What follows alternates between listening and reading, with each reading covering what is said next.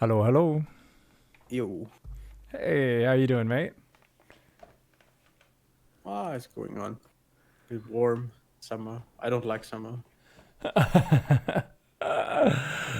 Must be pretty mild there though, right? I imagine. Ah, well, up until now, yeah, it was pretty rainy and like generally speaking, too cold. But now we get some Sahara hot air and stuff, so it's getting really, really hot next couple of weeks. Damn. I imagine you're not someone who enjoys going down to the uh the equator, down to the humid jungle parts of the world. No, absolutely not. Do you spend a lot of time in air conditioning? Air conditioning? No, I actually So work outside, so that's good then, because I find that's what really ruins you is if you spend a lot of time in air conditioning your body becomes very weak very quickly. So heat like just messes you up twice as bad. So like air conditioning is like the nicest thing in the world, and then it also just means that even if you're out in the heat for like 5 minutes, it's 10 times worse because your body's not adjusted. So it's a double-edged sword. Anyways, it's been a while. So is your MMR up to date at the top of the document? uh, well, on this account, yes. So Okay. I haven't been playing on this account because I don't want to ruin MMR unnecessarily. And on the other, it dropped like 200 below. So for it depends on how many Terrans I hit. To give you an image on how bad it is, I'm up to I think almost 70% win rate against Zerg, 60% win rate against Terran, against Protoss, and That yeah. 30% against Terran. Dude, that's awesome. I know it's annoying and it's frustrating and stuff, but that really is awesome. Obviously, the stats on this account don't show anything since you've been playing on the other one, but yeah, host up. Let's look through some replays. So TvT is a fragile beast. So the hard thing about TvT is a lot of it is indirect pressure and damage, and creating opportunities for your opponent to make mistakes rather than you're doing a two base push against Protoss. You choose when and how the fight happens. You get in there. You force the fight. You mess shit up, right? Like that's how it works. Sorry, which Terran are you? The red one. The red one. Okay, cool. So the problem with TvT, right? That big defender's advantage, and you actually get a very similar scenario if you ever play against lurkers, where it kind of is like playing TvT, um, where basically it's like you can't just run through them. There's suddenly this unit that is so good if you attack into it, lurkers, siege tanks, that you kind of have to play a very different game. I guess you get a little bit of that same flavor with disruptors when they get a lot of disruptors out, where it's often about kind of going around and creating positioning and stuff. Um, it's also obviously quite a fragile early game as well. So if we had to summarize, let's come up with some goals first of all. So coaching, 27th, 28th July, 2020. Okay, so obviously from the sounds of it, it's mostly your engagements, right? Your mid game onwards and engagements, right? Like you're not dying in the early game or falling behind a lot, are you? Well, sometimes, but I think I'm fine. Like the early game, it depends obviously on what the opponent is doing. If he cheeses, then well, unlucky, but Yeah. it's fine. So is this your normal opening? Do you do the same opening every game? Um, the only variation is if I see uh not two barracks like he did. Like this is a very unusual opening for my opponent. But if I see like a standard 1-1-1 gas first expand, like Reaper fast expand, I go for Hellions. Can one Reaper reactor and then Hellions. If you saw a gas first expand, did you say? Yeah. So you're SCV scouting every game at, what is that, a 17, 16 SCV scout? 17, I think. Okay. So we're scouting nice and early. Oh, okay. And you said you'd go, okay. And then you'd swap over for Hellions if that was the case. Okay. Yeah. Alright. Because I've seen the second guess, like I was already a little bit. I think I've seen the second guess. I was like a little bit of what is this?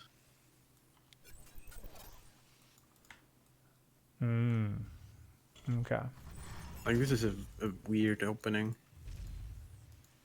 So you decide to do. Well, the thing is, but at this point, all you know is that it's just a 1-1-1, right? On one base. Even though the second gas is a bit late, it's, you kind of look at this and just say, okay, like you can probably just apply your standard reaction as if it's just a barracks factory, right?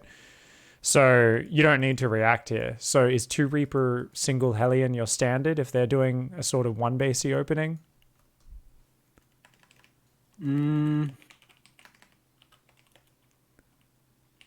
again, like the standard would be like 1 Reaper, a reactor, and then get 4 Hellions. Okay. Or like either 2 Reaper, a Hellion, or 4 Hellion, a Reaper. Doesn't like that's pretty much what I play. Okay, just because your opening looks a little distracted and confused in this game in terms Yeah. of like what you're going for. So, I'm feeling like maybe there's a bit too much unnecessary variability, right? Let's just make sure it's like locked down. So why didn't you go for the quick reactor here and you went for the second Reaper this time? Do you think there's a reason for that, or? Because of the second guess, I was like, "What is he doing? I really want to see what he's doing." And I was imagining the Reaper would be like dying on something. And then I've seen the Marines, and I was even more confused because he took the second guess. And what is he doing with this guess? If he builds Marines, well, what is going on? Yeah. And that's why it's important for us to not overthink, right? Because there's a lot of people out there. I mean, if you ever looked at like a Haas game or something, you might just get confused. You'd be like, what the fuck? You can't read everything everyone's doing. So that's why I want to go back to the structure, right? It should always be reactions should be off of our normal structure. So if we see a second gas, all that indicates is that it's probably just a one base double gas play. Even though it's later than normal, that second gas, and it's a little off time, you should just be able to apply your normal reacted factory Hellion build, right? Right. So yeah, so why didn't we do that is kind of what I'm getting at. And should we program it so we actually make more sense next time in this scenario? So if we just say, look, there's a second gas, yes, it's late, but let's just do a one size fits all response so that we can follow a clear, well-defined path that we're very focused on, right? So if we look at this scenario and we say, okay, like normally you're going 2 Reaper into a Hellion, right? So what would we normally do 2 Reaper Hellion verse? Do we do that if they just did a low ground expand straight away, like barracks gas expand, or?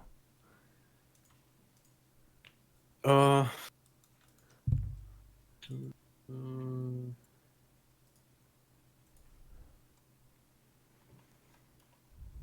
hitting me too fast. So we got to define the flow chart. So that's the thing. You're feeling it out subconsciously quite fine, and there's no massive glaring errors. I just want to make sure we understand the structure, right? Like bring the subconscious into the conscious part of our brain, that sort of thing, just so that we're really tight. So let's not even look at what we do because it's clearly like not that set in stone. And let's just talk about it. You basically have 2 branches, right? So you said you either build a reactor and swap over, or you do 2 Reapers and a Hellion, right? These are the 2 slight variations. It's either 1 Reaper straight up into double Hellion production, or it's 2 Reapers and a Hellion. Is that correct? Right. That's correct. Okay. So if we think about it, we could kind of do either of those in either situation, but I mean, why do you prefer one over the other? Like, let's start with one so let's say you're going up against the same build as you. Gas first, expand on the low ground, super standard. You want to go straight for Hellions, right? Kinda, yeah. Okay. That's just, no worries. Okay. 1 Reaper into reactor Hellion production. Okay, we'll just keep it at that. We can come back and define that more and look at what you do and stuff. But if it's a one base opening, all right, we scouts, double gas barracks, there's a factory down. We don't know if they're going to expand at like 2 minutes 30 or not, or if they're going to go straight into starport. Either way, is that going to be 2 Reapers and a Hellion for you? Yeah. Okay. I think, yeah. All right, cool. Well, that's good there. So the good thing is you just want to have these 2 things and say these 2 things cover everything. And if my opponent's doing some weird shit in the middle like this guy's doing, just grab the safe one, the 2 Reaper Hellion opening, and just follow that down to a T. So the reason I'm pointing this out and honing in on this is because things were a little bit slow back at home in terms of second gas. I think maybe could have been a little bit faster here. I think we had money for just a little bit. Obviously, you needed second Depot before second gas because you're going 2 Reaper, so that makes perfect sense. But let's take a little look-see because I think your starport was quite late. So Reaper comes in, picks off an SCV, which is great. But we're not starting a Hellion straight away, and then we queue up a Marine rather than building an add-on. And that's all signs of us overthinking. What's he doing? What's he doing? What the fuck is his build? Right? I can see from the way you're controlling your Reaper and everything else. And you're very like, whoa! And then you start building a bunker. So, scouting information. Scouting tells and what they mean. So if you see Marines, what does that mean? It means your opponent can't do fucking anything, all right? So don't be afraid of Marines. No need for a bunker. Marines equals no threat. If you see obviously like, oh, okay, they're pumping Marines nonstop and there's like a really quick siege tank and they're moving out, that's a different thing. But if you just see Marines plus an expansion, that is super chill. No need for a bunker there. And what should we be doing right now? Well, what we're actually missing out on right now is our Hellion, which could allow us to actually kill these Marines and keep the pressure up and keep seeing what's going on. And or we could be going a tech lab for a Cyclone, which shuts down drops, Liberator, Banshee, etc. Get our own tanks, shuts down things on the ground. The bunker here is the least efficient thing for us to focus on. We could also be getting a starport, putting guys on gas. So what I'm seeing here is our opponent's done a bad build order, and we've done the classic thing. I still do it probably at least once a week, usually a few times a week, when I'm not too focused. As we see an opponent doing something that doesn't make sense, and we start trying to solve the unsolvable Rubik's Cube. What's he doing? What's he doing? Should I do this? Should I do this? Should I do this? And it's like, you're trying to, like, it's like you're reading the crayon scratchings of a madman, right? Like, it's like, you don't need to understand. That's where solid stuff comes in. If your opponent's doing weird shit, and you start being like, I gotta counter, I gotta do this, all you're gonna do is throw yourself into this realm of being indecisive and unconfident because you can't make a proper read, right? Because you're just like, well, this doesn't make sense. But then we just end up making mistakes on all the basics. No second gas, factory idle, starport delayed, no add-on on the barracks, and all these things start to set us behind. So that's why I kind of want to look at this and say, number one, just choose a branch of your opening, and it's always one or the other, and those 2 are solid, right? And we can, if we die with doing one of those, we'll watch the replay and go, my Cyclone was a little late, or I mismicroed, look for the really small changes. So we can always have the confidence to say, one of these 2 branches, let's just choose one, even if we're not sure what our opponent's build is, follow it, and we should be good. Awesome.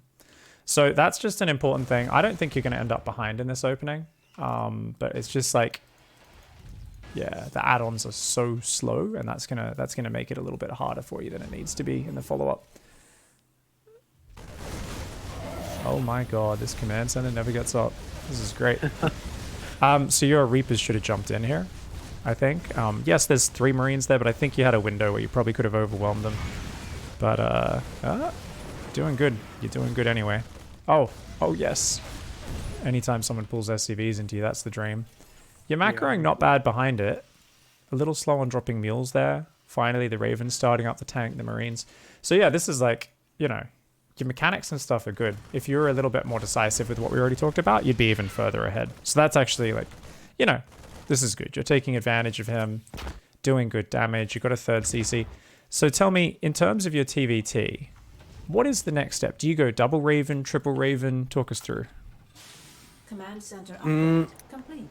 I've been experimenting a little bit since I lost so many TvT. I tried out the 3 Raven push, like 3 Ravens, and I believe 2 or 3 siege tanks are done. I don't know. I don't really know. Yeah. And then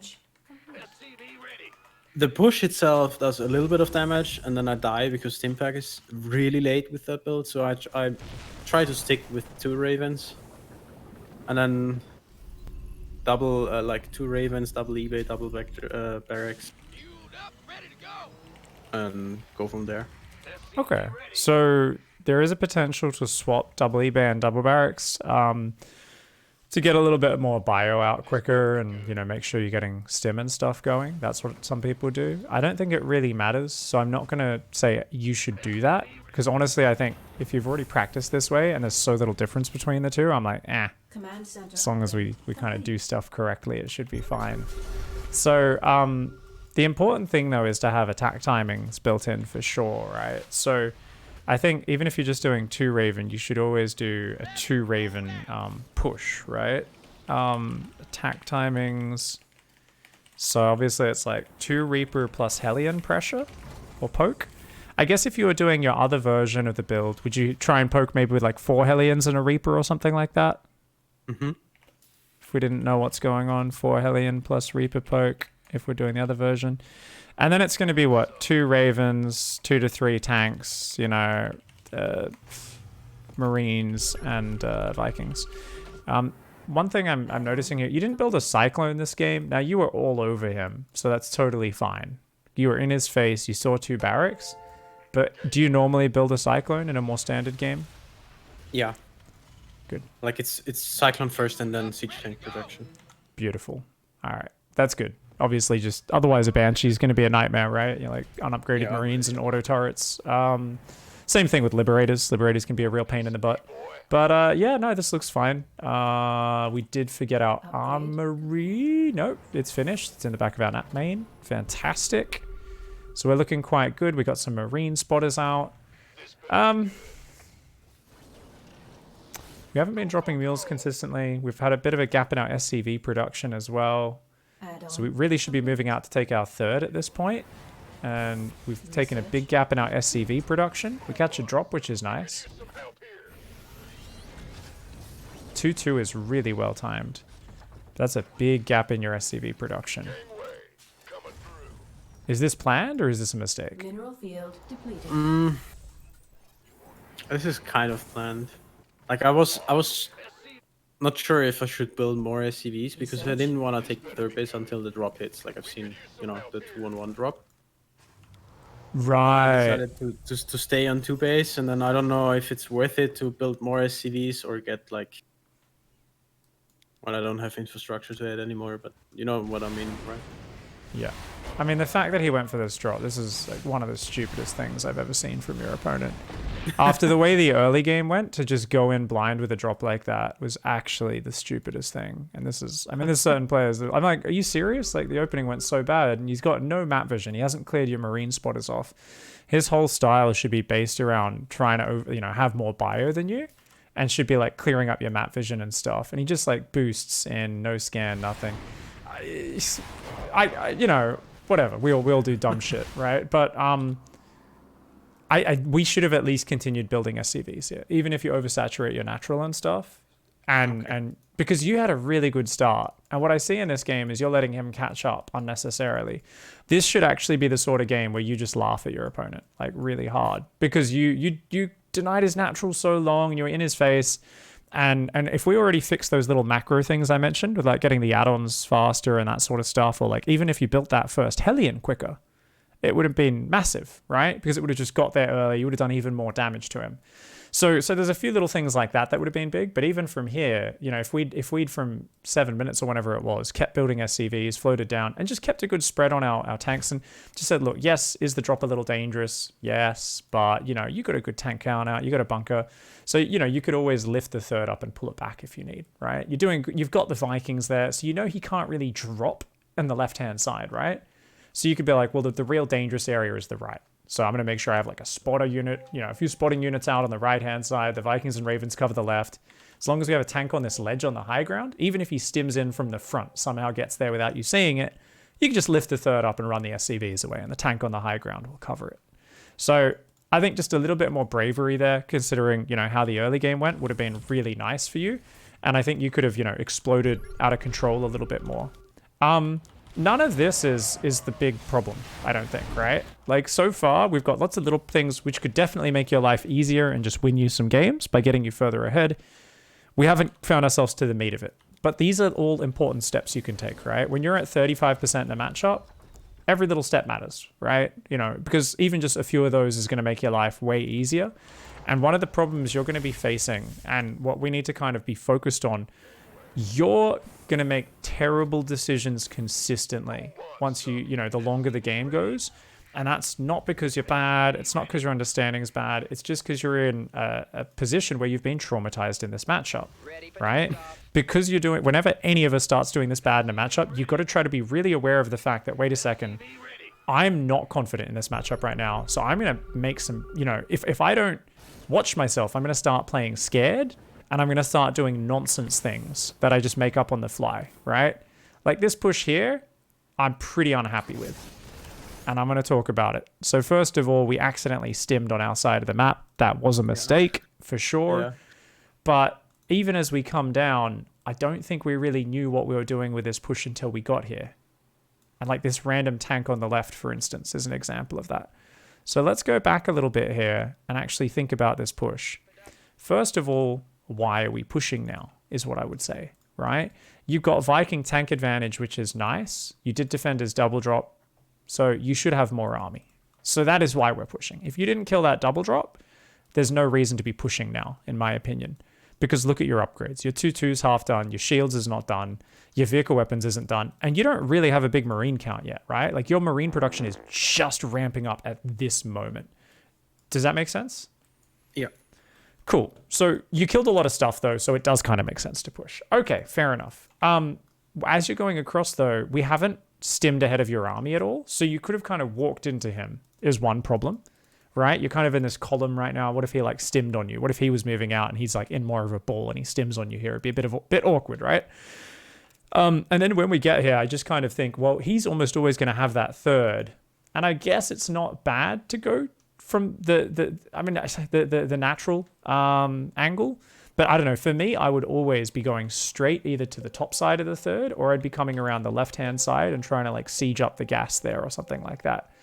You know, all you need to do with a push is just get in range of something, right? One tank in range of a command center, one tank in range of a gas, and it puts on a lot of pressure for them to fight you. Now, I love this scan here. This is really nice, and you do see a tank. Now, the reason I say I'm kind of like not that happy with it is you do kind of back off from this. And I don't know, I kind of look at it and go, well, there's only one tank there. You could absolutely move forward and just interference matrix that one tank and then just siege up and just take position. And if you can siege on this high ground, that's really, really triggering for him, right? Because you don't need to be in range of anything. You can just cut off access between the two bases, and it's going to be very uncomfortable for your opponent. Obviously he scanned you, so I understand you being like, he knows where I am.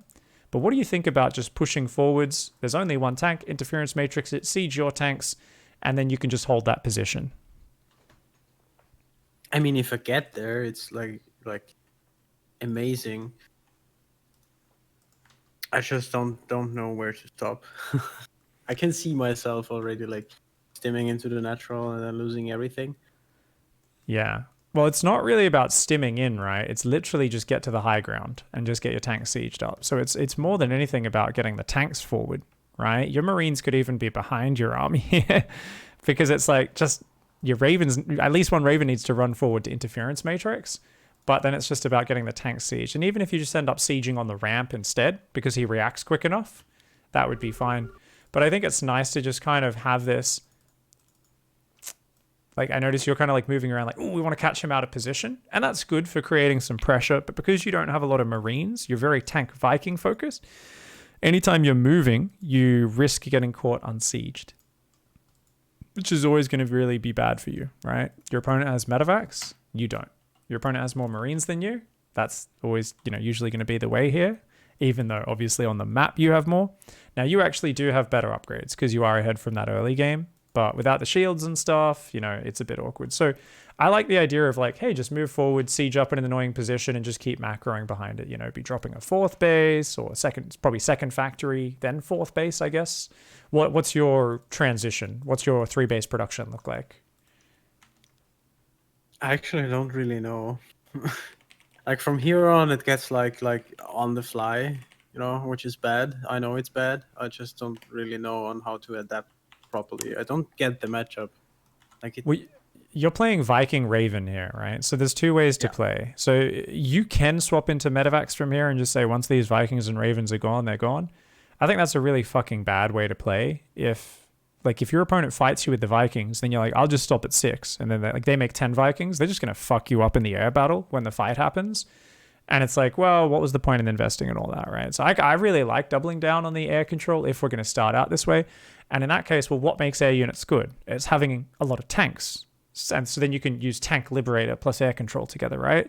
So that's kind of the slow, methodical, Big Gabe style. Big Gabe's one of the best in the world at being half a base or a base behind an entire TvT, and just being so comfortable in those waters compared to most other Terrans, and so happy to just sit there and get punched in the face repeatedly. And then he's like, I have my maxed army now, and I'm better with it than you are. And, and he'll go win. And with that. But you can also play more of a mobile style, where it's more medevacs and more marine focus, where you go up to 7, 8 barracks off just one factory, one starport, expand a little bit more and go into the other things a bit later. And with that style, it's more, hey, yeah, you're queuing a double drop along this southern side. As you're pushing at the front more as a distraction than anything, and then bam, double drops hitting the natural, and even once they get turrets up, you just boost 3 medevacs over those turrets, and yeah, you lose 1, but the other 2 get unloaded in their main, and you're doing more of that. You're doing more, they're pushing out with a big technical tank Raven army, and you're sandwiching it from 2 sides. You're kind of playing more of the Zerg or more of the charge lot style, right? If you go the heavy Marines, if you play the tanks, the Vikings, the Ravens, it's almost like playing mech with bio support. Right? You're kind of like, it's just have the tank siege, and then if I control the skies, the way I push is I just inch the tanks forward, inch the libs forward to force them to unsiege and pull back, and we just kind of, like, if they don't take the skies, they have to basically bum rush the siege tanks at some point, which we know doesn't work well, or they need to run around and try to base trade you.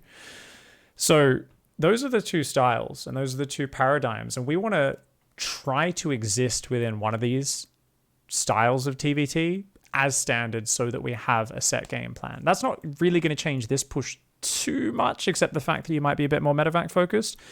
But what do you think is more your style? Is it more movement or more technical siege on siege?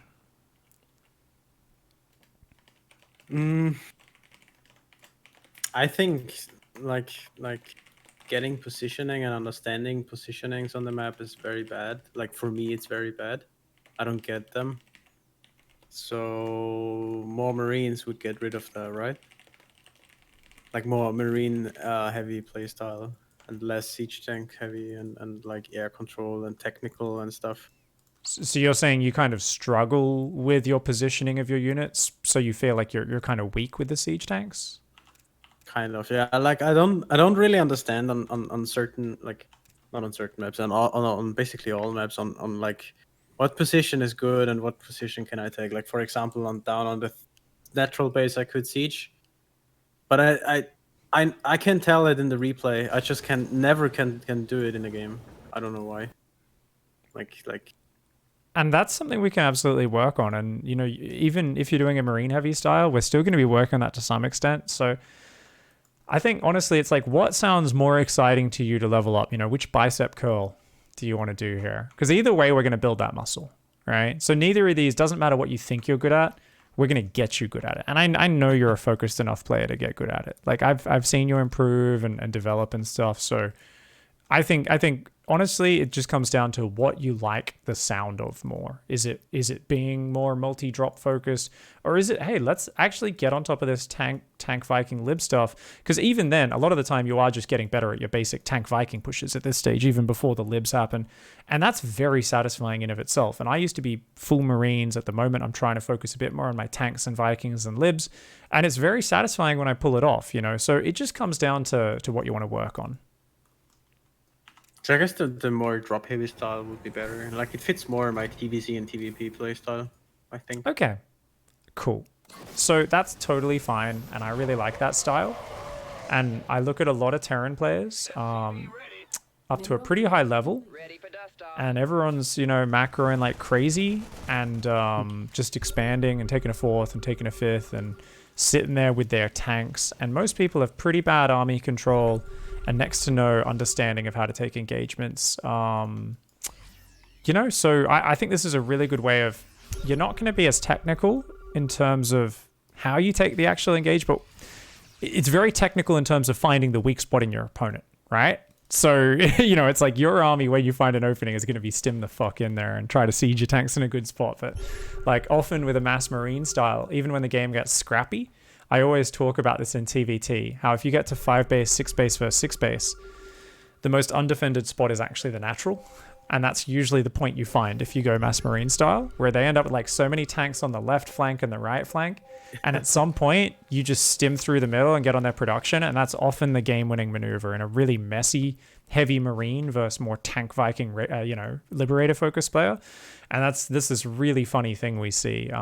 Kua versus Maru, they were both doing that to each other a little bit and barely stopping it. And sometimes it was working and sometimes not. But yeah, you just did what I do. That's a pig engage right there. Holy shit, that's fucking appalling. I do that every day. Yeah, I should be able to just win now, right? It's like, no, don't do that. Don't do that. Even when you're marine heavy, it's still more about, well, if you catch them unsieged moving on the map, that's the only time you can engage like what you just did there.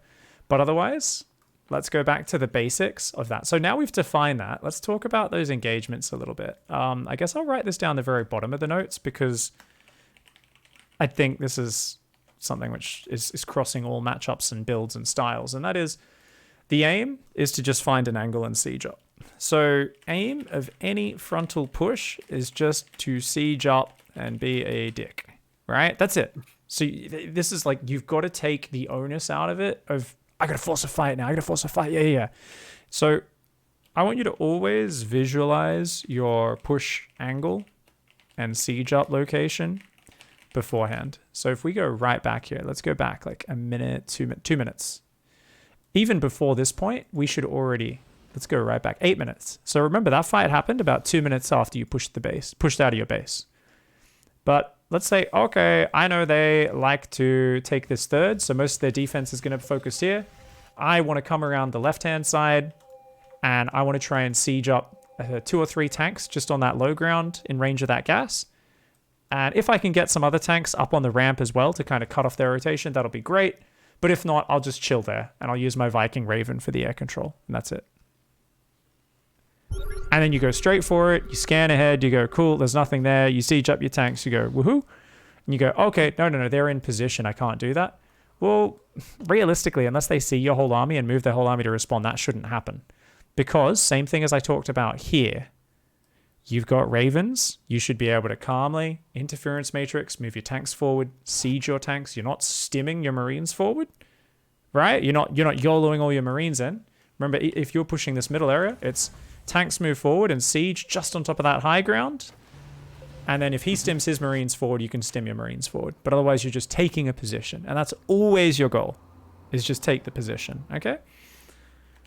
Just take the position using interference matrix and siege up. Now, the important thing here is we're trying to create a replicable position, something we can repeat over and over again and get better at, and also be comfortable at without our adrenaline shooting the hell up, right? Now, because you're playing a marine-heavy style, but even if you weren't, this is still one of the best ways to get ahead in TvT. It's create a problem, be a dick, be annoying. Look, I'm sieged up here. I've got 1 tank hitting your orbital, or I've got one gas I've denied. And then that's when the drops and other things queue in. That's where the big damage often comes from, right? And then Q drops in from other angles. And then as you get bigger and your production gets crazy, often you'll be in that position and you'll have another army at home already. And you'll be like, oh. And then you go and attack a different angle. Send new army to go create a problem on a different base. And this is kind of just a structure we can follow, where we're kind of just creating these issues everywhere. And what does that do? It puts pressure on them. They start macroing. They start taking damage. They start walking into tanks a little bit. It also gives you the freedom to start doing things like building command centers on location or just expanding a little bit more behind it, and doing all that sort of stuff. So this is kind of like the general structure of what we would like to focus on. Is your pushes are there to put pressure on your opponent, make them feel squished in. And remember, if someone's sieged up on your doorstep, what do you feel as a Terran player? You're worried, what if he just sieges forward? in the fog and I don't even see it. You feel like you got to keep scanning his army. You're worried he's going to load up and boost into your main. You're worried he's going to rotate that army. Whenever there's a Terran army on your doorstep, you're always afraid. But we want to create that fear without really looking to capitalize on it at first. We can get better at doing that and figuring out when to commit more later. But for now, it's like just create a problem, put all the pressure on him, and just keep macroing like a beast. Because that is essentially how you win the game, right? It's this 4th command center you've built on location. It's the next army coming in. It's often you get a good siege up location and you're chipping at a command center or killing a gas. And you go, cool, I got a giant fucking army and I killed a gas geyser. Like, is that really winning the game? No, it's him panicking and attacking into you. That's what wins the game. It's your single 8 Marines sliding along the bottom, getting in the main mineral line, killing 10 SCVs. That is massive damage. It's often the single Liberator, the single dropship, or something like that. That's often where the big damage comes from, right? But what's really cool is once we really deeply understand this concept of, I'm just going to get a nice position and be annoying. I'm just going to set up in a good position, create the problem, continue doing my thing.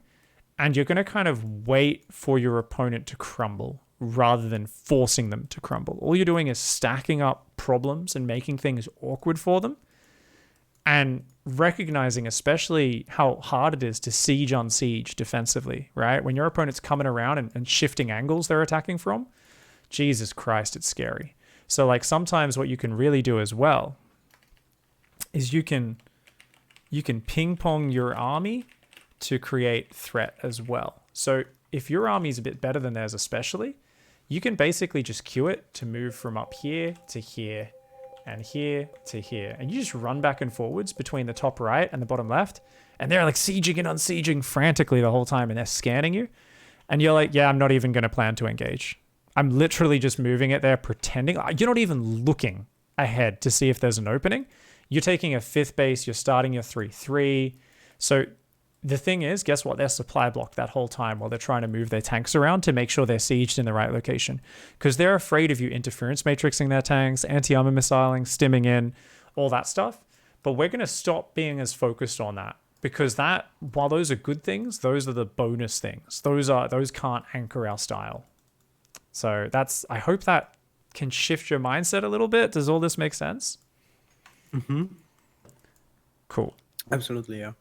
It's a different pacing. It's especially for Terran, where we would like to just focus on the fight and say, cool, that's what I'm looking at right now.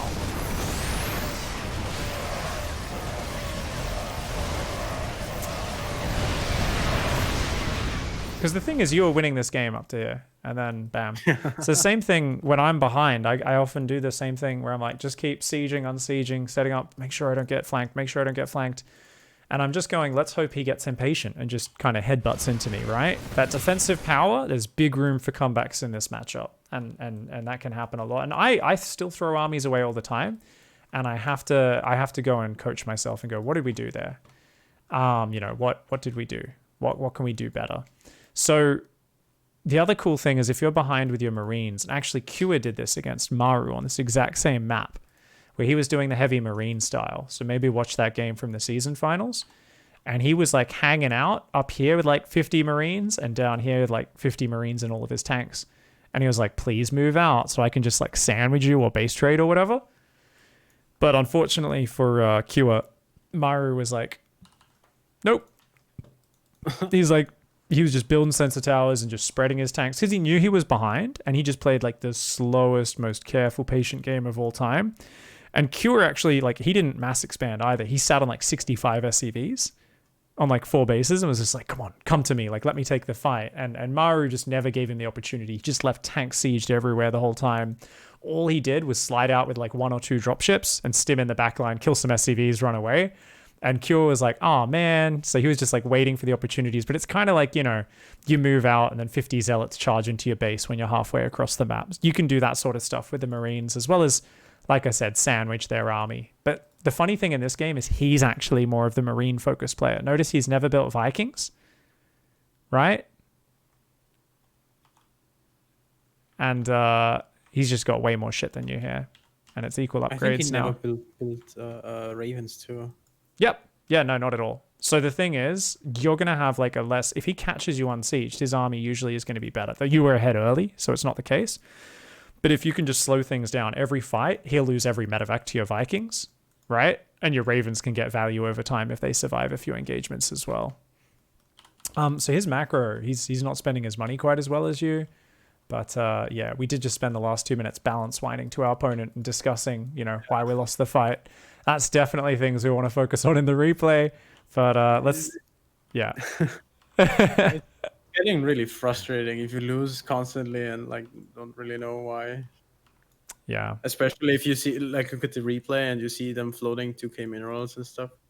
And Yeah, I mean that's a trick though, right? Like, you know, you didn't build SCVs for 2 minutes when your third command center was done as well, right? So, and you could say, yeah, it was a decision, but it was objectively the wrong decision, right? Like we should have been so far ahead and we should have won. So the worst thing we can ever do is tunnel vision on one of our opponent's mistakes, right? That's a real trap. Because if we look at that, it's like that just is purely distraction, right? It's purely a distraction. And it's really easy to focus on that and go, this guy fucked up. I can't believe I lost. But it's like, you got to look at that fight in isolation. And you stimmed into a concave. He was sieged first and he just had like double your marine count or something, right? Because his army was like reinforcing there. So we get, once again, super, you know, you're just trying to force the issue. Every engagement, same thing I fall into when I think I'm winning a game too much and I get lazy and I start kind of disrespecting my opponent where I'm like, yeah, I'll just siege on you. Just like, you just never do that. You just cannot siege on an opponent. That's not how you play TvT engagements, right? So look at these. Every engagement, same thing. So we want to never repeat that again. Okay? Look at this one. Check this out. I'm going to run in, stim, and siege on you. You only do that when you've caught them out of position and you've got like double, triple their army size, right? That's the only time you do that.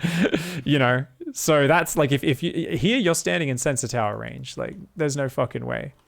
If you did what I talked about, ping pong your army, you moved here, you moved here, you moved here with no plan of actually attacking. You're just focusing on macroing really well and waiting. I'd be fine with that. That'd be cool. But yeah, that can be big. The other thing I want to talk about a little bit is something which not enough people do. And I talk about how even low-level Terrans, like low bottom of, very bottom of Masters, mid-Diamond, there are players who macro like they're fucking Maru. And the reason they're allowed to do that is because they have no harassment happening at all. So I just want to say that, you know, if you really want to exert your skill, because you are a very mechanical player, basically, and this is not the most important priority, but it's for you to focus on kind of with time, right? I want you to focus on individual Viking lands at the correct moments. So you can, you know, get used to sending single Vikings in. So what's a good example of that as well? So what if Vikings, building Vikings, then you go, wait a second, this guy's not even contesting the skies. So do I actually need my Vikings in my army? 2 or probably 4 is nice. At most 6. Any more than that's overkill, right? Because all they're doing is killing medevacs while the fight's happening. They don't really achieve anything else. But Vikings are an amazing harassment unit, right? So for you, I would have split off a Viking to go, or 2 Vikings. I would have sent them down the bottom, along the edge of the map, and I would have queued 1 to land in the main, 1 to queue in the natural, while I was doing one of these frontal sieges. And that's basically your budget medevac drop. And this is one of the, like, I win a lot of TvTs off 1 or 2 landed Vikings doing crazy amounts of damage. So basically it's a budget marine drop. Queue it to happen while they push you, right? Whilst they're pushing you. Mm-hmm. Or whilst you're sieging up to create a problem for them. And that's just the number of openings there are, right? Like the bottom left natural, no sensor tower covering it, completely wide open. Far right hand flank of his main is also open. So, you know, I'm not, just to kind of elucidate this theory. Upgrade. If we wanted to make TvT a lot simpler for you, like, I would literally be like, oh, we're not going to build any Ravens or Vikings. Like, we're only going to go Marine tank, and we're just going to get our Marines up a bit quicker, kind of like what he did. and we're just going to build medevacs, and then all we're going to do is just like threaten the front and then just try to fucking doom drop. And like if you had 6 full medevacs with marines and tanks, you could just boost them on that right hand side edge of the main, siege up, and just win the game. And that's like actually the easiest way to play TvT, is some version of like just commit everything to 2 base and finding the right angle. You know, and I'm not saying it's the best, and I don't really want to work on it. I just want us to like realize that, you know, if you have medevacs and stim marines up early enough, and that's the same thing you were kind of afraid of with why you didn't want to move your third out, right? It's just how powerful that can be if the other player doesn't have like Vikings up or anything like that covering their edges. But yeah, I think in general, sieging mid-battle. So the tanks were worthless there. And let's just watch the other ones on 8 times speed, because it's the exact same thing. The next one wasn't as bad. I think we sieged like a little bit more defensively, but we just wanted to kind of get in position. And then that command center position is really bad, by the way, that you're building, because that's blocking you moving around, right? That command center almost lost me the game. And once again, we could have sieged our tanks here ahead of time. Imagine if you had volleys landing at the start of that fight, right? We were just being a little bit too greedy. It's like we could have just sieged a few seconds earlier, right? Yeah, like we should have already sieged, right? Even just 2 seconds sooner. And he's just got so many more marines in this fight than you. So that's rough. So the fight worked out okay for you, but definitely could have been a lot better, right? If we just sieged a second earlier. And then that next big fight as well is us trying to force our way across a bridge. I was like, well, I got the upgrade advantage, so Yeah. I should be winning still. No. But I lost. No. Whoever's sieged up and whoever's got the better position is infinitely more important than upgrade advantage. You can be 1-1 versus 3-3 and still work your way back into a TvT. It's like the same thing as lurkers, right? You know, you don't go, oh, cool, I've got 2-2 versus 0-0 lurker player. Let's stim 40 marines into 5-6 lurkers in a clump, right? The splash damage is so much more powerful than anything else. So it's all about the positioning. So, you know, every one of those engagements, it's like, yeah, you should have been winning if we actually set the engagement up properly. That's all. So multiple engagements there where we just headbutted into our opponent's army, right? We tried to siege on him. So it just goes back to that classic mindset of we can do that a lot of the time against Zerg or against Protoss. Go forward, kind of siege near his army, go for it. And in this case, we're trying to like siege on our opponent's army. And I mean, don't get me wrong, you're going to be able to do kind of these sort of aggro engagements a little bit more once you get the marine advantage with this extra barrack style you're playing. So there will be times where it's correct. You come in from 2 sides and you just stim and overwhelm it, right? And I think that's clearly something you want to be doing.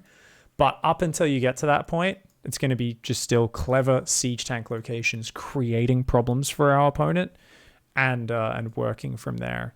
So we've also defined your opening a little bit better to make sure in a game like that last one we get a bit further ahead. We've talked a bit about the engagements there. Do we want to take a look at another replay, or do we think it'll be more of the same? And do we want to kind of, you know, do some sort of other practice instead? On the replays, always like they pretty much look the same, except my opponent is not doing like this weird opening. But generally speaking, this is how every TvT goes. Like I win, like quote unquote win in the early game to some extent, and then I like repeatedly lose every engagement until I die. How about we hop into another replay, and we can just do a bit of practice analysis just to go deep on your own understanding, where it's like, I just want you to actually steer a replay and go find some engagement. So let's load up a different replay, and we can kind of fast forward through until we find some engagements. And all we're doing is training your brain to look at it and go, actually, I should have done this and this instead. You know, in this situation, I should have done this. So let's do that as a little exercise. I think it'll be really good, because that's kind of what we need to do after every TvT, win or lose. Even when you get better at this, you'll still take some really bad engagements sometimes in TvT, where you think you can get in position and they're a little bit quicker than you thought, and suddenly their army's there. You're like, I'm sieging in the middle of a fight. Oh no, But as long as we do it properly in the next engagement, often there's a way back into the game. And I'm pretty undisciplined at this in my own play, but practice makes perfect. Oh wait. The problem is I need to switch on my other account. No worries. Because I actually have no games on this one. All good. Thank you to the people in the stream. We had a Rent Collector sub, Abo438 with the 100-bit cheer. Thanks, guys. People were asking, Archons kept dying to libs. Yeah, Archons aren't really very good for killing Liberators. Stalkers. Liberators are a siege unit. I think siege unit's like the #1 Twitch chat questions. I keep losing to lurkers. How do I beat lurkers? And it's always like, I can see into the replay without even seeing it. And it's like, well, you let a siege unit that's very immobile take the best possible position outside a choke point, and then you walk through the choke point. And I can tell that without even seeing the replay. It's like libs, tanks, disruptors or lurkers, if you let them move forward and control a seat, a choke point outside your base or something, and then you walk into it, you're in big trouble. Usually the loss comes down to losing map control earlier, or letting your opponent sneak a push across the map without engaging it in the middle of the map when the units aren't all set up perfectly.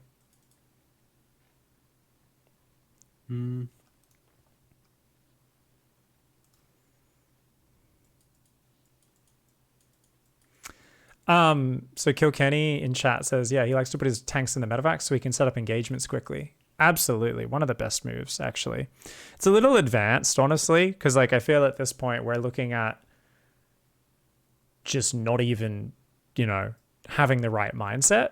So when you're looking at moving tanks around in medevacs, that's I feel like that's the next step. I feel like it's something we should mention now, in fact. And I'm going to write it down under bonus as tanks and medevacs. And obviously that's only if the Viking war de-escalates. If your opponent's massing Vikings, you just keep massing Vikings because you want to win that air war a lot of the time.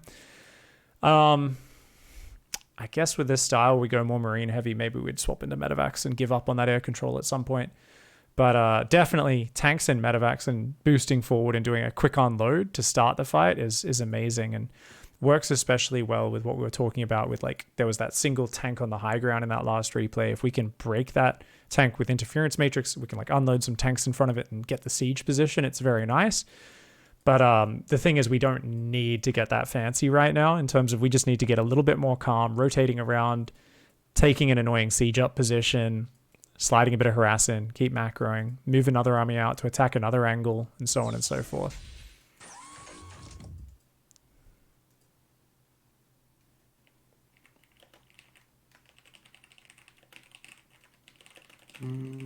I think that's a replay worth looking at. Kind Yep. of. Awesome. Let's go. Can you shoot me an invite? Actually, I'll grab a glass of water really quick. Yeah. Just get me into the party and start the replay, and then I'll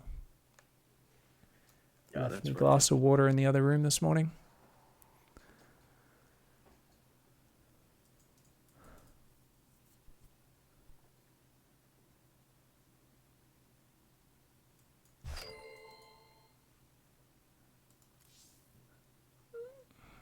Solos was doing.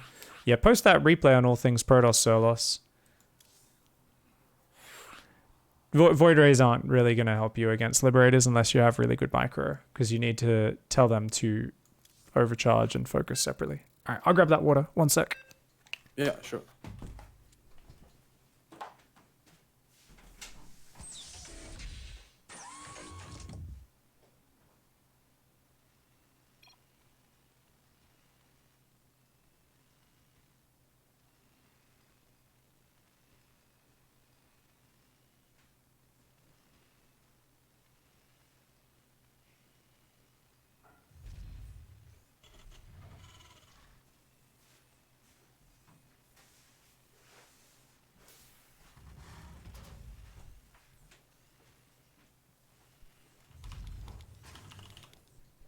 Oh wait, you made me the party leader. Sorry. Let's hop out. I want you to be the party leader. My bad. Oh.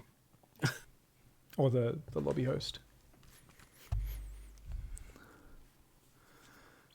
Yeah, because I want this to be practice as if you've opened the replay yourself. So just start it up. Yep. Awesome.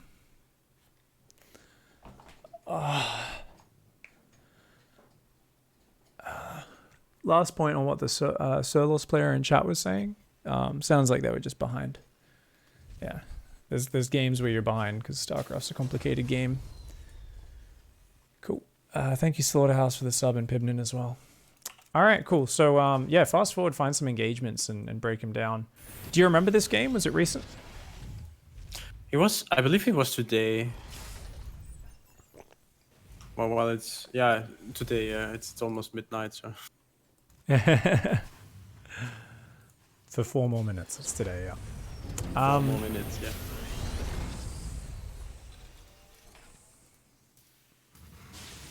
Yeah, speed it Is up. that- Yeah. Actually, like, is it correct to build like the tech lab on the barracks Yeah, why not? for both the factory and the starport? Yeah, I'm not the most expert with like a 4 or 6 Hellion opening. Like you're doing a 6 Hellion opening, which is quite a commitment, but I would probably do it that way. And the 6 Hellions are going to have a little poke. And our opponent is doing a 4 Hellion drop as well. Thankfully we have a Cyclone at home.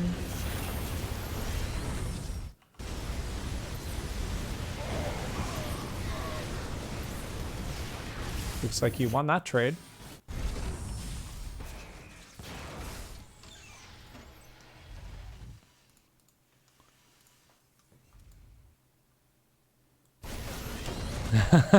Oh, this Reaper is like very annoying. Why didn't you aim move SCVs at it?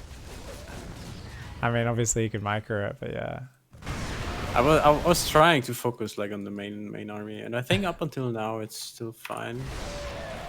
It was pretty bad, to be honest. I think you should have just. I think you should have shift A moved 5 SCVs. I think you should have just said A move 5 SCVs, queue them back to minerals, and you should have clicked the rally point of the barracks on the actual unit because your Marines were popping out and getting killed by it one at a time.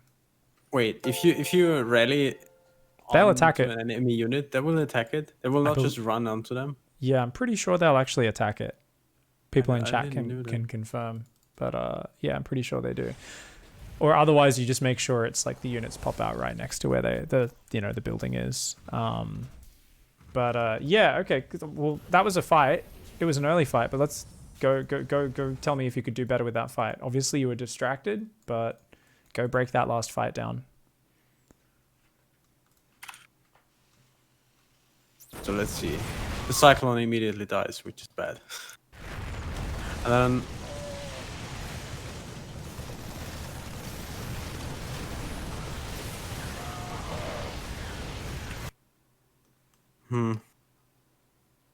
Maybe I should have waited with the auto turrets until he actually sieges his siege tanks. Because like 3 turrets are doing basically nothing, and the 2 on the top hit like one of him. Yeah, 100%. Auto turrets tank a lot. Like if his 2 siege tanks shoot like the auto turrets twice, I think it takes 2 shots to kill them, right? I'm not sure. 3. 1 or 2? 3. Yeah. Then my Marines are alive and my siege tanks are alive, and then I think I win the game right here. Probably. Yeah, absolutely. You should have won the game with this push. Yeah. The Cyclone died. Your auto turrets didn't do as much as they could have, and you were still very close to taking him out here. Just, not quite enough, and then he holds on. This other tank in the back that you sieged up too early. Yeah. So that's good. Now, 8 times. Let's go find another engagement. Let's find one of the big ones. So, I mean, that's understandable that you engage that way, and I don't mind you dropping 1 auto turret, but you kind of need a better rule for next time, right? Which is like, wait till he sieges, like, and maybe it was because you weren't sure if you had the bigger army or not or whatever, but yeah. I don't think there is another engagement. Oh, okay, so this was just the one. I mean, like he yeah. You were I mean, obviously he got in there just before the turrets. Should have had marine spotters out, to be honest, right? That's just kind of lazy not having those yet. And the Vikings sitting above your army, right? They should, by default, if you don't have a lot of map vision, I just split my Vikings half there, half there. If we check your control groups, though, like if we go back, can you go back a few seconds so we can actually look at them? Yeah. Yeah, your Vikings are on a different control group, which is good. I always hotkey them differently. Yeah. Good. I just, yeah. I know I should have split the Vikings, or put Vikings on the top and a couple Marines on the bottom, or to be safe against drops. But I played this guy I think 4 or 5 times in a row, and I got really mad at him because I was losing 5 times to him. And I was like, no, please, not again. So once I lost the engagement, mentally, I lost the game already. I was like, yeah. Can we get over this, please? Yeah, no, I mean, the really good thing about TvT is it really just forces you to take engagements better. And that's a very important thing because so many of us are good at macro, especially in these days more than ever. I put a lot of it down to the influence of Big Gabe, and because he's such a macro god and stuff, and everyone's trying to copy pro gamer builds, but it's insane to see the level of macro that everybody's got out there on the ladder. All the amateur players, everyone in Diamond, every Terran has this godlike macro, but I feel like Terrans have honed their ability to throw leads away beyond anything I've ever seen in the history of StarCraft 2. Terran used to be the tactical race where you'd see Terran players maybe not the best macro, but it was all about, they'd be very cheeky and tactical and looking for those angles and those engagements. It's just they'd run out of steam because they'd be a bit all in, right?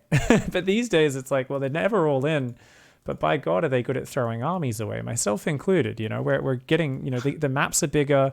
Everyone's macroing. The Zergs and Protoss are also macroing more than they used to, right? Everyone's just more experienced in StarCraft in 2020. So this is the one which forces you. I see whenever I'm playing with Maynard on the backseat and, he hates TvT, he often gets ahead, kind of like you do here. Obviously, he's a lower level player than you.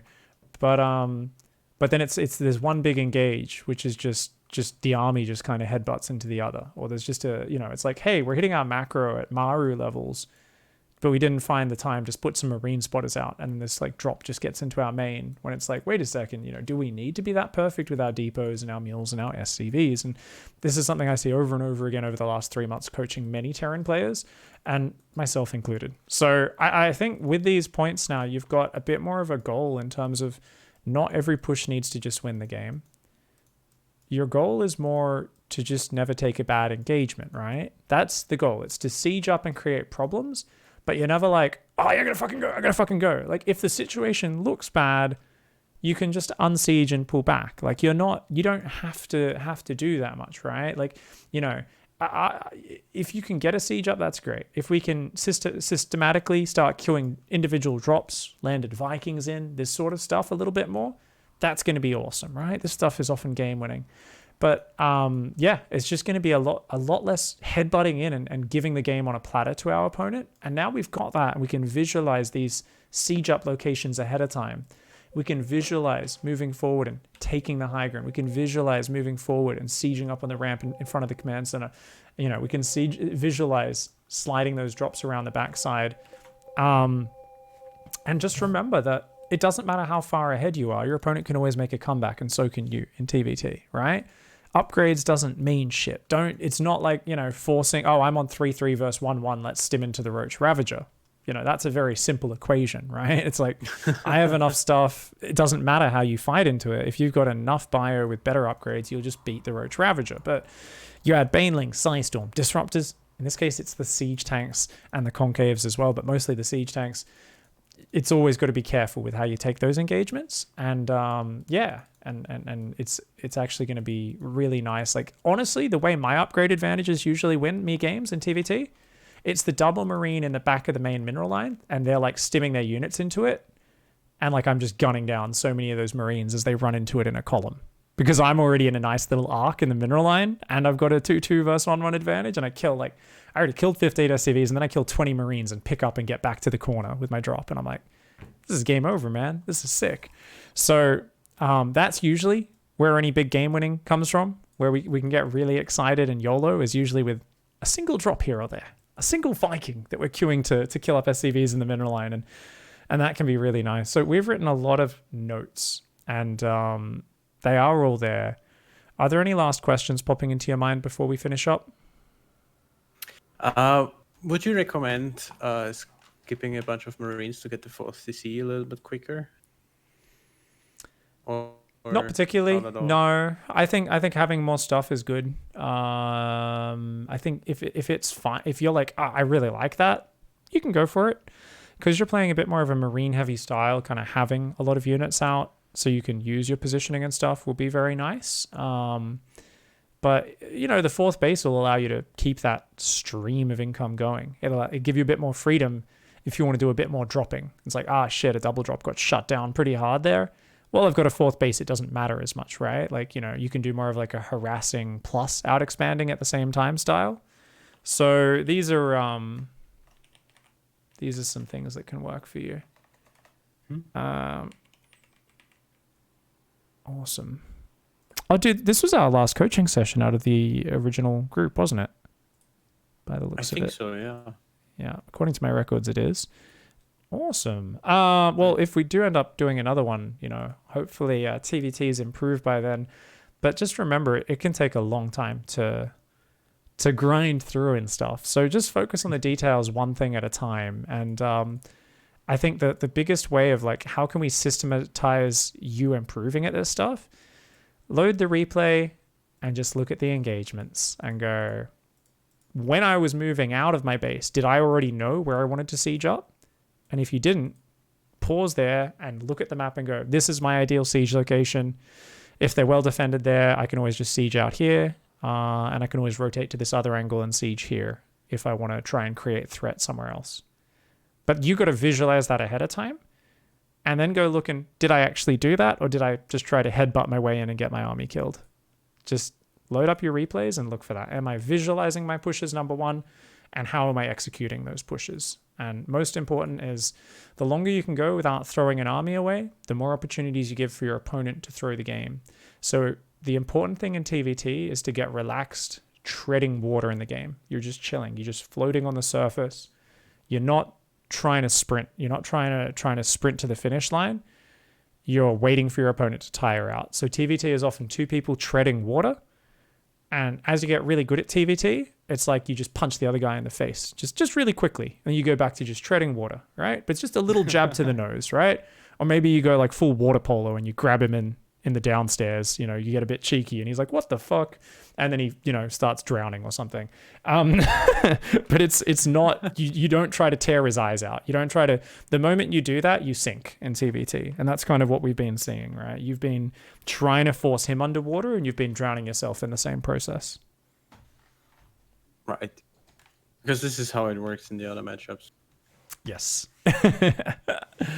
So let's just get better at chilling out in the matchup and let's get that endurance going and just get comfortable setting up on the map, not taking bad fights. Don't care about winning or losing. I just want you to be like, hey, there was like 2 or 3 times I set up well. I was really patient. Those are your goals. Focus on that, and improvement is absolutely inevitable.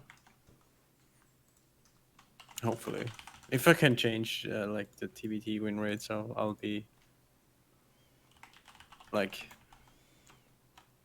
probably around 500 MMR higher. Like I've beating magically 5k Zergs.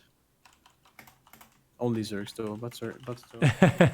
It matters. It's a boost in if you lose so many games. I mean, dude, if we can carry some of this confidence over, it's just a mindset shift, that's all. So you'll get there. Well, good luck in your practice, mate. Have a good night. Reread the notes tomorrow, and good luck in your practice. Okay. Good night, mate.